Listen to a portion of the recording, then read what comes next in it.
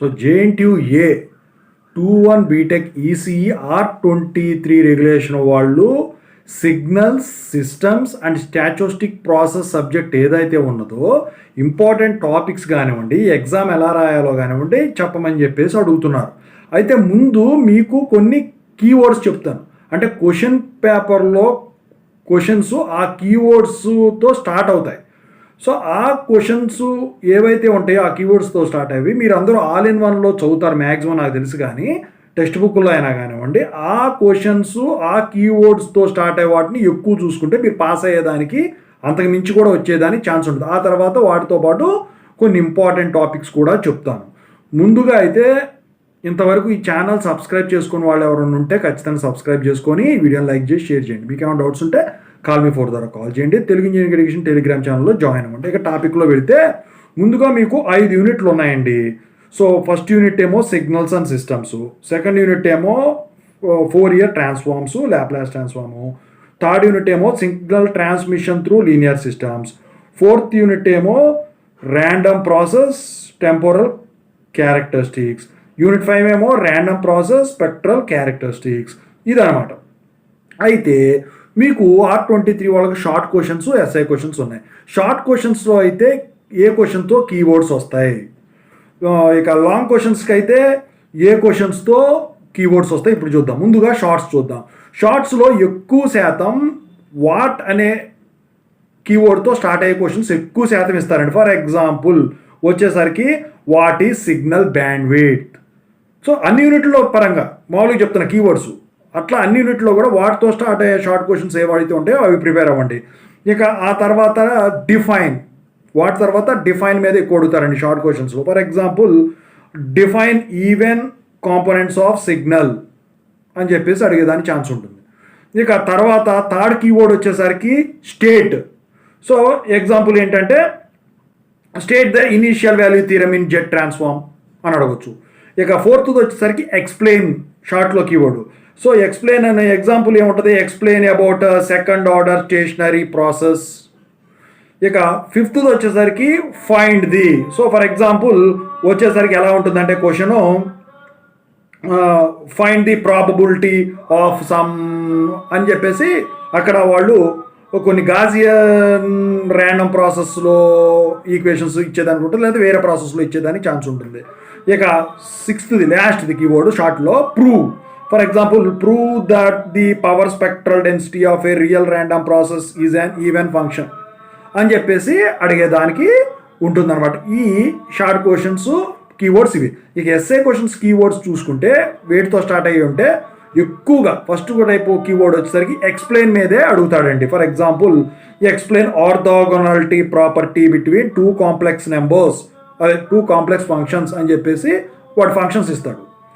ఇక second keyword ఏంట్రా అంటే చెక్. ఫర్ ఎగ్జాంపుల్ ఎలా ఉంటుందంటే check whether or not given system are లీనియరో లేకపోతే టైమ్ ఇన్వేరియంటో అలా డిఫరెంట్. ఇక థర్డ్ వచ్చేసరికి ప్రూవ్. ఇది కూడా ఎక్స్ప్లెయిన్ తర్వాత ఎక్కువ శాతం అడుగుతాడండి ప్రూవ్ అని చెప్పేసి. For example prove sinusoidal functions are orthogonal functions అనుకోవచ్చు. ఇక ఫోర్త్ది వచ్చేసరికి ఏంటంటే ఒబ్టైన్. సో దీని మీద ఎలా ఉంటుంది, ఆబ్టైన్ ది కండిషన్స్ అని చెప్పేసి ఇచ్చేదానికి ఛాన్స్ ఉంటుంది. డిస్టార్షన్లెస్ ట్రాన్స్మిషన్ త్రూ ఏ సిస్టమ్ అని చెప్పేసి అలా ఇవ్వడానికి ఛాన్స్ ఉంటుంది. ఇక ఫిఫ్త్ది వచ్చేసరికి స్టేట్ అండ్ ప్రూవ్ కీవర్డ్. అంటే స్టేట్ అండ్ ప్రూవ్ కీవర్డ్ అంటే ఇక్కడ వచ్చేసరికి ఎలా ఉంటుందంటే example state and prove sampling theorem అని చెప్పేసి లో పాస్ ఫిల్టరో బ్యాండ్ ఎలిమినేటర్ సిగ్నల్ వాటి గురించి వాళ్ళు ఇచ్చేదానికి ఛాన్స్ ఉంది. ఇక సిక్స్త్ కీవర్డ్ వచ్చేసరికి ఎస్ఏలో find. For example Fourier transform, find Fourier transform of so signal అని చెప్పేసి అడిగేది అనుకుంటుంది. ఇక సెవెంత్ది వచ్చేసరికి ఏంటంటే వాట్. ఇది కూడా ఇంపార్టెంట్ అండి, ఎక్కువ శాతం ఇస్తాడండి what. So for example what is meant by ROC, region of circle ఏదో అంటారు కదా, what is meant by ROC అలా ఇచ్చేదానికి ఛాన్స్ ఉంటుంది. వాటి కూడా చాలాసార్లు వాటి మీద ఎక్కువ క్వశ్చన్ ఉంటుంది. ఇక ఎయిత్ది వచ్చేసరికి ఏంటంటే సాల్వ్. సో అంటే so for example differential equation ఇచ్చేసరికి solve the following differential equation అని చెప్పేసి ఏదో ఒకటి ఇస్తాడు. ఇక నైన్త్ది వచ్చేసరికి ఏంటంటే డిరైవ్. సో ఫర్ ఎగ్జాంపుల్ ఇది ఎలా ఉంటుంది డిరైవ్ అంటే, ఫర్ ఎగ్జాంపుల్ ఒక ఎక్స్ప్రెషన్ ఇస్తాడు పవర్ డెన్సిటీ స్పెక్ట్రంలో, సో ర్యాండమ్ ప్రాసెస్ మీద. సో దాన్ని మీరు డిరైవ్ చేయాల్సి ఉంటుంది. ఈ కీవర్డ్స్ కనుక మీరు ఫాలో అయినట్టయితే మీకు ఈ కీవర్డ్స్తో స్టార్ట్ అయ్యే క్వశ్చన్స్తో కనుక మీరు ఫాలో అయినట్టయితే మీకు ఎక్కువ పాయింట్లు వచ్చేదానికి ఉంటుంది, పాసే కాదు. ఇక ఇంపార్టెంట్ టాపిక్స్ పరంగా చూస్తే యూనిట్ 1లో సిగ్నల్స్ అండ్ సిస్టమ్స్లో వచ్చేసరికి ఏముంటుంది అంటే, సో కన్వల్యూషను కోరిలేషన్ ఉంటుంది కదా, సో దాని మీద ఆ సిగ్నల్స్కి దాని మీద ఇచ్చేదానికి ఛాన్స్ ఉంటుందండి. ఇక ఆ తర్వాత వచ్చేసరికి ప్రాబ్లమ్స్ పరంగా ఇందా చెప్పిందే కరెక్ట్, మీకు అంతకుమించి పోయేదానికి ఛాన్స్ ఉండదు. ఇక అందుట్లో వచ్చేసరికి analogy between vectors and signals, ఆర్థోగనాలిటీ మీద ఖచ్చితంగా ఇస్తాడండి యూనిట్ 1లో. అందుట్లో మరి 4 ఇయర్స్ సిరీస్ ఉంది కదా, దాంట్లో వచ్చేసరికి ఏంటంటే 4 ఇయర్స్ సిరీస్లో ప్రాబ్లం ఇచ్చేదానికి ఛాన్స్ ఉంటుంది, ఇందా చెప్పానే ఆ మోడల్లో.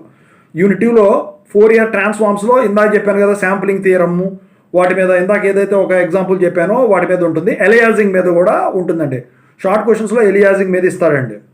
ఇక అందులో ల్యాప్లాస్ ట్రాన్స్ఫార్మ్ గురించి చూసుకుంటే ఆర్ఓసి వెరీ వెరీ ఇంపార్టెంట్ అండి.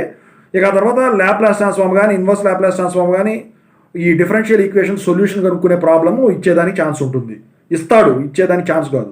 యూనిట్ 3లో వచ్చేసరికి సిగ్నల్ ట్రాన్స్మిషన్ త్రూ లీనియర్ సిస్టమ్స్లో వాట్ ఆర్ ఎల్టీఐ, సో ఇందాక చెప్పాను చూసారా, కొన్ని స్టేట్ అండ్ ప్రూవ్ లేకపోతే ఫైండ్ ఇవలా ఉంటాయి చూసారా, వాటి మీద ప్రాబ్లమ్స్ ఇచ్చేదానికి ఛాన్స్ ఉంటుంది. లేకపోతే వాట్ ఈజ్ మన్ బై, లేకపోతే డిఫైన్ సిగ్నల్ బ్యాండ్ విడ్త్, ఇలా వాటి మీద ఇచ్చేదానికి ఛాన్స్ ఉంటుంది. ఎక్కువ డిస్టార్షన్ మీదే ఎక్కువ ఇస్తారండి దాంట్లో. ఇక లో పాస్ ఫిల్టర్ మీద క్వశ్చన్స్ గ్యారంటీకి ఇస్తాడు. ఆ తర్వాత బ్యాండ్ పాస్ ఫిల్టర్ మీద క్వశ్చన్ ఇస్తాడు, ప్రాబ్లమ్స్ ఉంటుందండి వాటి మీద. పవర్ స్పెక్ట్రల్ డెన్సిటీ మీద కూడా ప్రాబ్లము ఉంటుంది, డెరివేషన్ కానీ ప్రాబ్లం కానీ. ఇక యూనిట్ 4లో చూసుకుంటే ర్యాండమ్ ప్రాసెస్, టెంపరల్ క్యారెక్టరిస్టిక్స్లో ఫస్ట్ ఆర్డర్ స్టేషనరీ ప్రాసెస్ ఒకటి, ఆటో కోరిలేషన్ ఫంక్షన్ మీద వాటి ప్రాపర్టీస్ మీద ఒకటి, క్రాస్ కోరిలేషన్ ఫంక్షన్స్ వాటి ప్రాపర్టీస్ మీద ఒకటి. ఇక తర్వాత ఇందుట్లో mean and mean square value of system response important. ఇక last unit 5 random process spectral క్యారెక్టరిస్టిక్స్లో చూసుకుంటే పవర్ స్పెక్ట్రమ్లో relation between power spectrum and auto correlation functions important. అందుట్లో మళ్ళీ పవర్ డెన్సిటీ స్పెక్ట్రమ్ మీద డెరివేషను ఉంటుందండి, వాటి క్యారెక్టరిస్టిక్స్ కూడా ఇస్తాడండి. ఇక ఇందుట్లో పవర్ డెన్సిటీ స్పెక్ట్రమ్ మీద మీరు ఎక్కువ కాన్సన్ట్రేట్ చేయాల్సి ఉంటుంది. ఓవరాల్గా చూసుకుంటే ఇంపార్టెంట్ టాపిక్స్ కానివ్వండి, లేకపోతే ఇంపార్టెంట్ క్వశ్చన్స్గా అది కీవర్డ్స్ కానివ్వండి, ఈ సబ్జెక్ట్కి వచ్చేసరికి ఇవి దాటి పోవటానికైతే మ్యాక్సిమం ఉండదండి. ఆల్ ఇన్ వన్లో చదివే వాళ్ళు ఎక్కువ ఉంటారు కాబట్టి నాకు తెలిసి ఖచ్చితంగా అయితే మీరు ఇవి ఇలా ప్రిపేర్ అవ్వడమే మంచిదని చెప్పేసి నా అభిప్రాయం. ఓకేనా, ఈ వీడియోని అయితే ఖచ్చితంగా అయితే 10 మందికి అయితే షేర్ చేయండి. సో ఈ వీడియోని లైక్ చేయండి, షేర్ చేయండి. మీకు డౌట్స్ ఉంటే కాల్ బిఫోర్ ద్వారా కాల్ చేయవచ్చు. టెలిగ్రామ్ గ్రూప్లో జాయిన్ అవ్వండి. Thank you.